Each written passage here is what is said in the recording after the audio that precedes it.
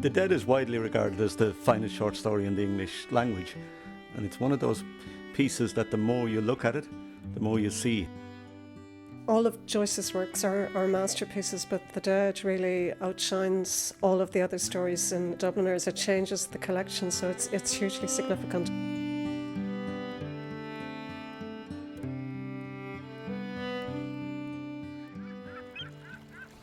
We're standing outside 15 Usher's Island on the south quays of the River Liffey, the house where James Joyce set The Dead, the final short story in his collection Dubliners. In the story, Joyce calls it a dark, gaunt house, and today, surrounded by decay, it's a rare remnant of Joyce's Dublin. We're looking west to the Wellington Monument in the Phoenix Park, and looking east across the river to the Four Courts, both landmarks in The Dead. 15 Usher's Island is the setting for most of Joyce's story, a dinner party hosted by the Mrs. Morkan on the 6th of January 1904, the Feast of the Epiphany. When he finished the story in late 1907, Joyce was far away, living with Nora Barnacle in Trieste. But the house sits, like the story itself, amidst the rich and complex histories of Dublin and Ireland. Constantine Curran, Joyce's lifelong friend, said of Joyce that his memory was a map of the city, and in The Dead, like Ulysses later on, Joyce uses the city's landscape as a precise backdrop to his narrative. Joyce chose number 15 not just because its position places it at the apex of Irish history, but because it was a house he knew well.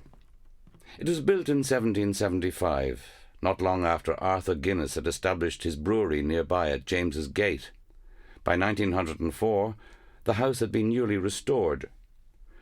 Joyce's own great-aunts, Ellen and Julia, once lived there, and he had visited with his family for Christmas dinners. In the story, he makes it the home of Gabriel Conroy's spinster aunts, Kate and Julia Morkan, and their niece, Mary Jane. They rent the upper floors from Mr. Fulham, the corn merchant. The Morkans have come down in the world, and Usher's Island would have been too close to the industry of the brewery to be fashionable.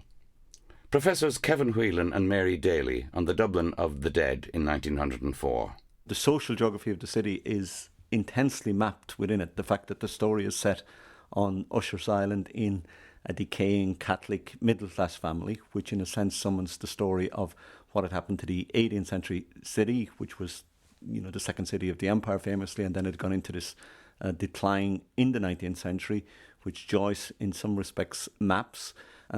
Joyce evokes what was for him a really interesting part of the city. That was the medieval part of the city, the old city, the city of the liberties, which he found more interesting than the more Protestant 18th century Anglo-Irish ascendancy city.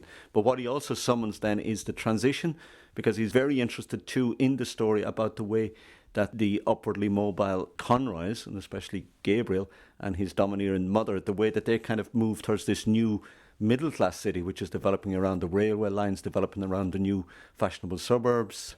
But the geography of The Dead is itself carefully mapped to reflect the centuries of the history of the kind of city. And it's one, the geographical layer is one that's in the short story. It's a great portrait of a social segment that we don't really look at properly, and that is a Catholic middle class, not a terribly prosperous Catholic middle class, but it's an insight into that particular community. Dublin in the beginning of the 20th century was quite a small city in many ways. The city itself was by and large within the canals. Glasnevin would have been very much the extremes on the north side. Then on the south side, you would have had Rathmines, not much beyond. There would have been a lot of people working in civil service. Guinness nearby would have been by far the largest industry in the city, employing about 2,500 people. Places like Cleary's had quite a large group of live-in shop assistants, men and women, in semi-dormitories. You could probably get that if you looked at the 1911 census. Respectable middle-class women would not have worked outside the home except in limited circumstances. But if you take the house in Usher's Island, it's got two older unmarried aunts, their unmarried niece living in it. And they are respectable, they are educated. The niece is teaching piano, the aunts are helping out a bit. But Obviously, the income of that family would have been pretty precarious, but Gabriel has done better. He's a teacher and he's living in some comfort. He's living out in Monkstown. It would have been a rented house, but he would definitely be a cut above the aunts. Around Usher's Island, there would still have been some infectious diseases and there might have been concerns about it being an unhealthy environment. One of the joys of the archives is that they give us a sense of Joyce's Dublin and also of his life. Joyce had already left Dublin by 1904. Professor Anne Fogarty on the story behind the dead. We know he conceived of the story in Rome during quite an unhappy phase of his life. He had got a job in a bank. Obviously, Joyce was not suited to the existence of a bank clerk. And he had partly conceived of the story as a kind of compensation for the negativity in all of the previous stories. Yet at the same time, he's writing The Dead while he's very caught up with affairs in Ireland, particularly the riots in the Abbey around Synge's Playboy of the Western world, and that he has this intense longing to be back in Dublin. So it's a journey for him as a writer back to the city of Dublin.